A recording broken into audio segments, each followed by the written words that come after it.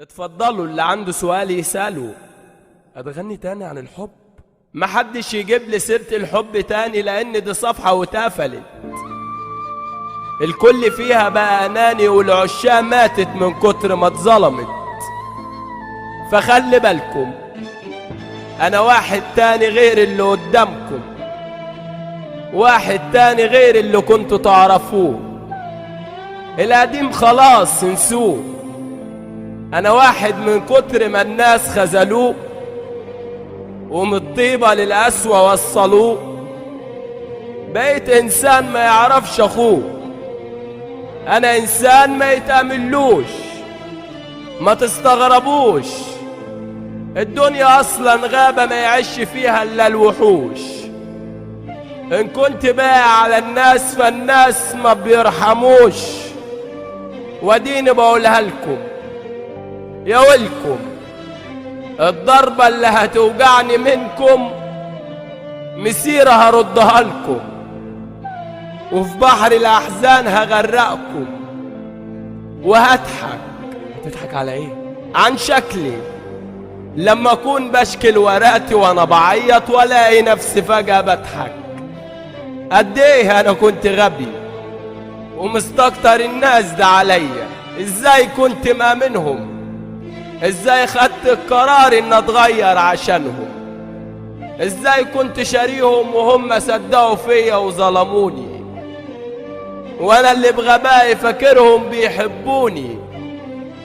الناس اللي كنت بقول لهم انتوا كتير عليا وبحبهم، الكلب اخلص لعنهم.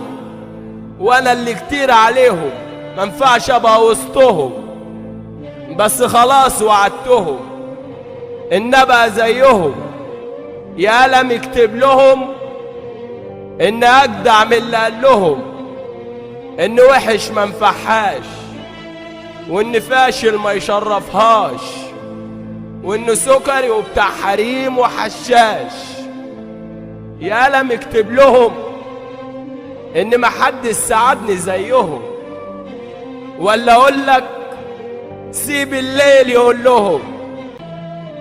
بس كلام الناس لعنة ما بترحمش، من فيها ما بيرسمش عشان يظهر احسن من التاني، من فيها ما بيكدبش وطبعه طبع اناني. يا رب يلا خدني، مش عايز اعيش معاهم تاني. ده فيهم اللي عفية وفيهم اللي اذاني، مع ان العيوب فيهم بس الناس بتسمع ما بتشوف. يصدقوا اي حاجة تتقال لهم ايا كانت الظروف.